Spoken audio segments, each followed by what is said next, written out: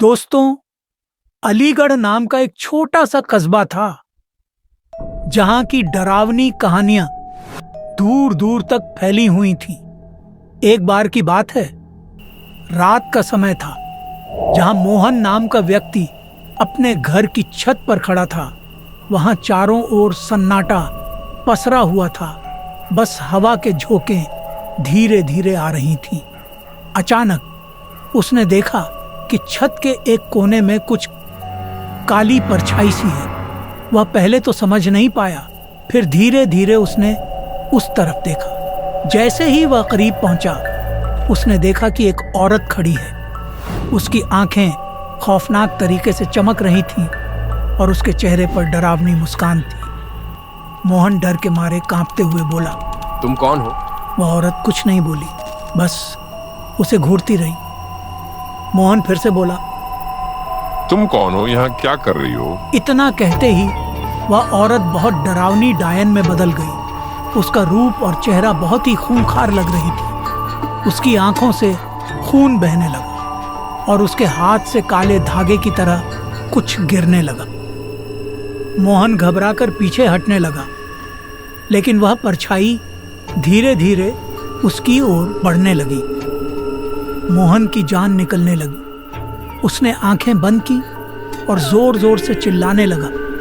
जब आंखें खोली तो वह औरत गायब हो चुकी थी, लेकिन उसके कानों में अब भी उस औरत की धीमी डरावनी आवाज गूंज रही थी। अब तुम्हारा वक्त आ गया है। रात की ठंडी हवाओं में मोहन ने महसूस किया कि अब वह अकेला नहीं था। काली परछाई अब भी उसके आसपास थी।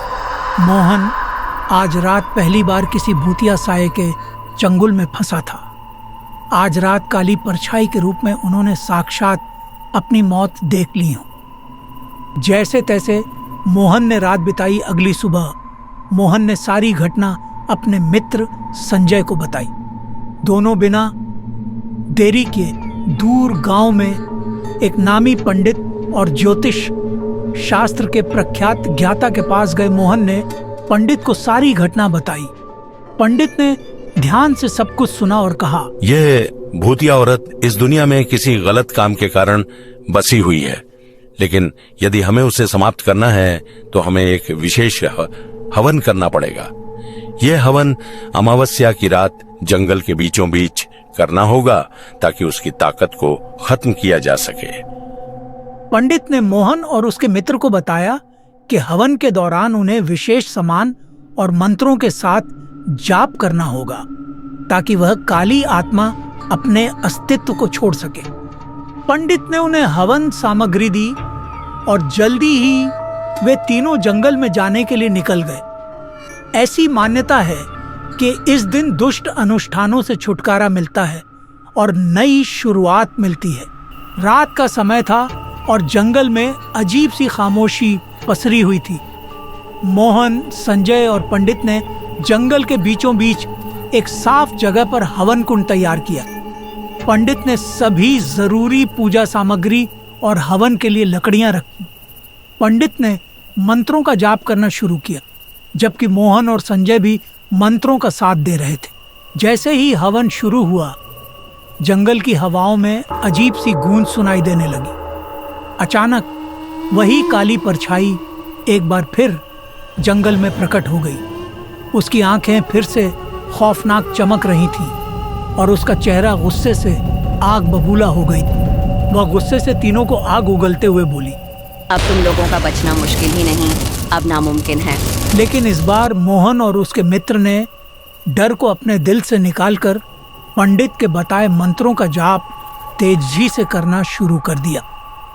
पंडित ने हवन की आहुति देने के साथ ही एक विशेष मंत्र बोला, एवं ह्लीं क्लीं ह्लीं महामाया स्वाहा। जैसे ही यह मंत्र बोला गया, उस काली परछाई ने जोर से चीखना शुरू किया। उसकी शरीर में तेजी से जलन महसूस होने लगी और उसकी आंखों से खून बहने लगा। वह परछाई धीरे धीरे बुझती जा रही थी। जैसे ही आग में घी डालने पर आग की लपटें तेज हो रही थीं, वैसे वैसे उस आत्मा की ताकत कम होती जा रही थी। आखिरकार उस डरावनी औरत की काली परछाई पूरी तरह से गायब हो गई और जंगल में एक अजीब सी शांति छा गई। मोहन और संजय की सांस में सांस आई और पंडित ने आशीर्वाद देते हुए कहा, तुम्हारे साहस और विश्वास ने ही इस आत्मा को हराया है। अब तुमको और गांव वालों को इस अतृप्त आत्मा से शांति मिलेगी। जंगल में हवन करने के बाद मोहन और उसके मित्र घर लौट आए। अब से उस कस्बे में न कोई डर था न कोई भय। उस भूतिया औरत की काली परछाई ने उन्हें कभी परेशान नहीं किया और अब गांव वाले भी सुकून से अपनी जिंदगी जीने लगे। दोस्तों, अगर आपको ये कहानी पसंद आई हो तो वीडियो को लाइक और चैनल को सब्सक्राइब जरूर करें। अगले पार्ट में हम और भी डरावनी कहानियों के साथ आपको फिर से मिलेंगे। वीडियो को पूरा देखने के लिए आप लोगों का बहुत बहुत धन्यवाद।